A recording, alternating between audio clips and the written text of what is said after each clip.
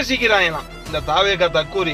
எப்படி எங்களை லாலிபப் சாப்பிட சொல்லலாம் நீ ஆகு அப்படின்னு போட்டாலாம் ஒரு மாதிரி மாதேஜம் பண்ணி இந்த மாதிரி போடுற கேவலமான வேலையெல்லாம் இவங்க தான் பாக்குறாங்க.